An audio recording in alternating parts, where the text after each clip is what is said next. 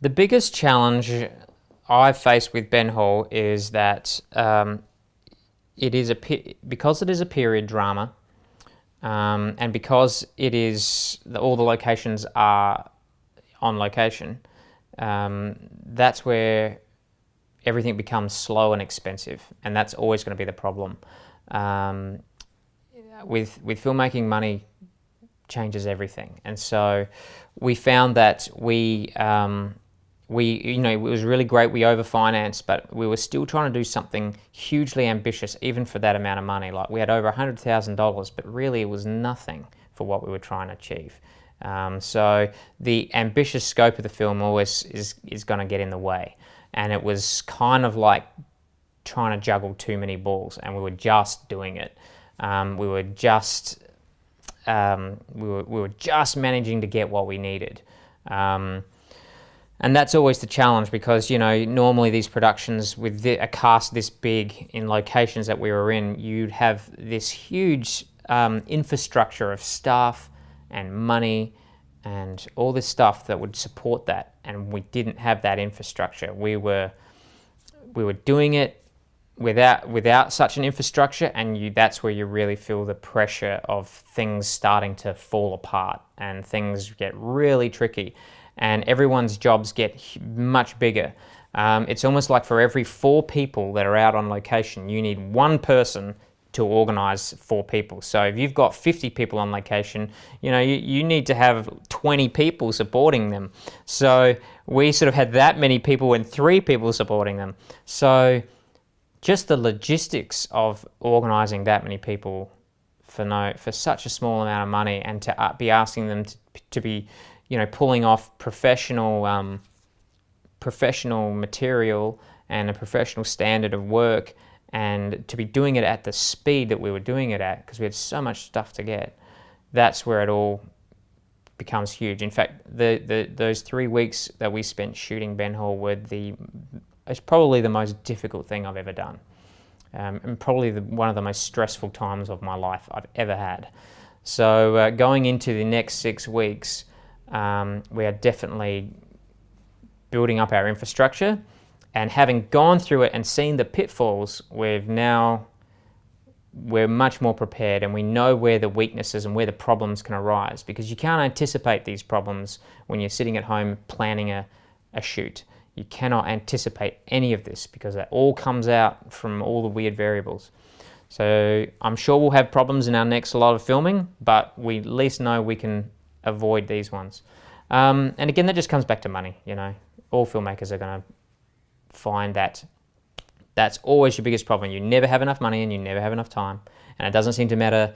I was talking to Greg McLean, Wolf Creek guy, just the other day, and he said it doesn't matter what level you are working at, you never have enough money and you never have enough time. It goes for the guys who make Marvel movies, and it goes for the guy down the street trying to make movies with his camera. So we're all in that same boat. We're just at different levels of it.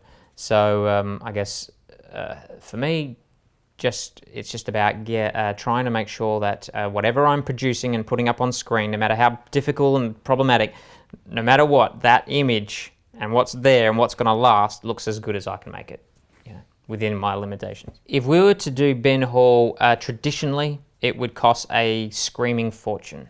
This would be easily over a $10 million movie when you start approaching it, when you throw the machine at it, as I call it, which is how most Hollywood films or large budget films are made. It would cost a lot of money, and one of the reasons why no one's ever really got a Ben Hall film off the ground before, I think, is because of the cost of doing it. With a topic and a genre that's maybe not as tested and true. I guess if you're going to go out and make a really cool zombie film, it'll sell. It's a zombie film. But a film like Ben Hall, no one's really done it before to any great success, or even tried anything kind of like this. So it's a big risk. So people aren't going to put a hell of a lot of money into a really big risk, not without getting a huge movie star attached and all that sort of thing. And so I think the only way a Ben Hall film was going to get made is if we did it this way, and this is doing it a completely independent, cheap way, and that's the only reason it's come this far, is because we've managed to do it for such a low level of money. And really that's about getting people to do things because they're passionate about it.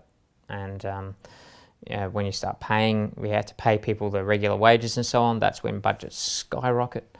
And so that's, I guess, that's been the way we've managed to get this as far as we can, is just by everyone taking a chance, everyone taking a leap of faith and putting in a lot of hard work. And now it seems like that hard work will pay off. We've still got a lot more to go, but hopefully it'll pay off in the end, and the film will be a success. But yeah, it's certainly not the traditional way to finance it, and certainly not one I would advise anyone to go through, because it's really hard. The future for The Legend of Ben Hall. Well, of course, we're doing our darndest to make sure that the film is successful. We really want to make a very entertaining cinematic experience for the audience, and we're really hoping that this can get a theatrical run in Australia, and one that will do relatively well. If it does really well, it'll be good, because the film hasn't been that expensive to make, which means it puts us into profit, which is great for investors and so on. But what we really want to do is we want to keep this going. If people respond to The Legend of Ben Hall and they like what they see, and this history and this kind of movie is making Australians, if Australians want this, we've got more, and that's what's really cool about it. What we want, our broader roadmap for this is another 2 sequels, which will be really, really cool. The material is already there. The scripts are half written. We already have the roadmap to where we want to go. So if people like this, what we want to do is we actually want to go back and we want to tell... my film only concentrates on really the last 6 months of Ben Hall's life. This is leaving out 2.5 or more years of him as a bushranger. So what we want to do is we want to finish The Legend of Ben Hall, hopefully to a market that wants more.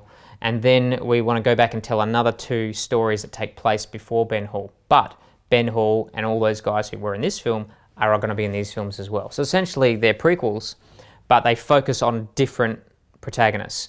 So we focus on another bushranger, we focus on another bushranger, and then of course we have Ben Hall. But Ben Hall, he's in all of those films. And those characters are in all those films as well. So what we want to end up with is a large trilogy of bushranging, which encompasses 6 or 7 years and many, many different bushrangers, because all these guys knew each other and they all worked with each other and they all influenced each other. So what we want to end up with is a big box set saga of Australian bushranging, and no one's done that in Australia before. No one's seen anything to that kind of scale. So what we want to, if Ben Hall works, this last little end of the chapter works, what we want to do is, with a much bigger budget and of course with the same cast members reprising their roles, we want to go back and create these other 2 films with a bigger budget, a lot more money and scope and scale, and create this big volume set. Which would be fantastic. But again, market's going to drive that. If people like what we've done, we might get that opportunity. I come from a background of filmmaking where I've driven everything, and I've done all. I'm every department, and so I probably took on more than I should have in the last lot, where I should be fanning it off to more people. And that's what I think we'll be doing next time, is really getting people who all they do is concentrate on this and all they do is concentrate on that, rather than me trying to do all their jobs for them. So yeah, definitely more infrastructure. And also there is a casualness, and there is when you're working this is the problem when you're making a film at this kind of level, where people aren't getting paid, and you're trying to achieve something professional. That's what we're all aiming for, but you're doing it in a completely unprofessional way. You're not paying people. You're asking people to do things, on spare time or for very little money, but you're trying to be professional. And what that does is it puts you in a weird position of not being quite one or the other. So, and everyone is in that same position. So it's a very unholy alliance when you're trying to make something professional, but you're doing it in a non-professional way. So I found that is a very difficult and a very fine line to walk, because where does the point, how do you motivate people? How do you get people to do things and be on time and do the things that they should and shouldn't do when people are doing things for favors and things? You don't have what a normal boss has, which is, the paycheck and all those things that drive us to get up to work in the morning and go do jobs that perhaps we don't want to do or we're not feeling like. When you don't have that kind of structure, people fall into a weird no man's land of, well, what are we doing here, So I think it's definitely something that we have to address going into the next 6 weeks, is really how are we going to approach the way that we're going to way we're going to be on this film.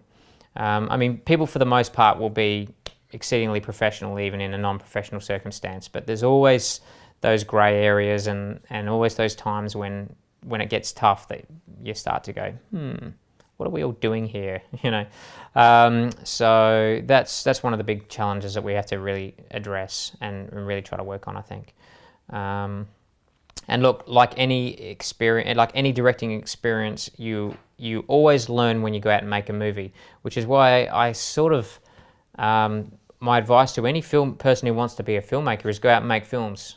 That's it. There's really no other advice, because you will always learn something going out and making a film. It doesn't matter if you have the worst experience or you make the worst film. It doesn't matter. You've learned something. You'll learn.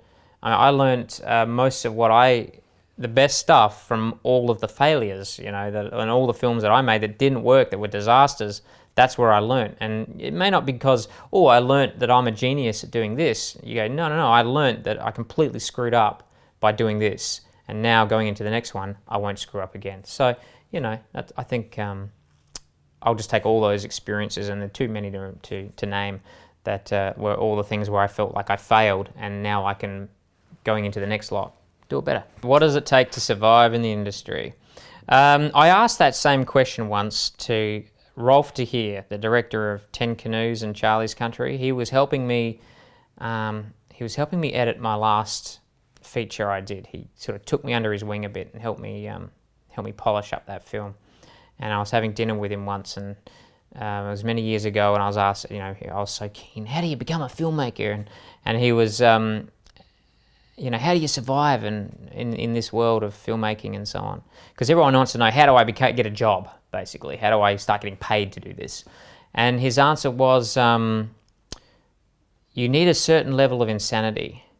And I was sort of like, oh, ha, But I think that is true. I think there is a lot of truth in what he said. There is a certain level of insanity to want to get into this industry and be paid for it. Because it is a crazy industry. There seems to be no rules, and there seems to be no, and there's no path to it. Like becoming a doctor, you go to university, you get your graduation, you get a placement, you do this, and boom, you're a doctor, and you're going to get paid this much. With filmmaking, especially directing, writing, there is no path. There is no direct path to that, and there is no guarantee of success at any level. So everyone's journey is going to be different. So you do have to have a level of insanity and just absolute. You have to have such a intense passion for what you're doing that you're going to stick through it no matter what. And I think that is the hardest challenging part about working in this industry, especially in this climate where it seems to be increasingly harder. Is you just got to have the stickability to stick with it, and you got to love it enough to do it. And I always sort of equate filmmaking like and making it in filmmaking is kind of like everyone hanging on to a bar, and everyone's onto it like this. Everyone who wants to be a filmmaker, grab a hold, and you got to hang on to this bar. And it's one of those things where the last person left hanging on is the person going to get the job, because you've got all these people who want to be filmmakers and so on, and we're all going after the same thing, but not all of us are going to make it. You just got to hang on to that bar long enough and not go, oh, I give up, and let go. So I'm sort of at the point where I'm still hanging on to the bar, going, I know I'm going to make it one day. I've just got to hang on to the bar long enough. I've got to hang in here long enough, despite how much it hurts, to last. And that's, and feelings of wanting to quit, I mean, they happen all the time, So you've really got to love what you do, and know this is what you want. And no matter what life is giving you, no matter how low the finances get, no matter how many rejections you get, you just keep going and going, no, this is what I'm going to do with my life, come hell or high water. And that's been my journey so far. I'm still somewhere in the hell and the high water. Hopefully I'll break free. I'll be able to let go of the monkey bars, and I might be getting paid for what I'm doing. I never went to film school, so I can't speak for those who go to film school. Now, I know that many people will come out of film school and will have successful film careers, but I also know that there are many people that won't go to film school and will have successful careers. I think film school is a tool, and they will teach you good things. It really comes down to how you apply it. You can pick up a textbook yourself and learn something, or you can go and sit in a lecture and listen to someone teach you something from the same textbook, and you'll learn something. You're going to learn something. You do it yourself, or you're going to get someone to do it. Whether you take courses on how to use a camera, shoot and make a film, and have lecturers and teachers help you cut and paste and put it together, you'll learn something. If you do that yourself, or you do it with a bunch of mates, you're going to learn something. And it really doesn't matter which path you go. It really depends on the individual doing it.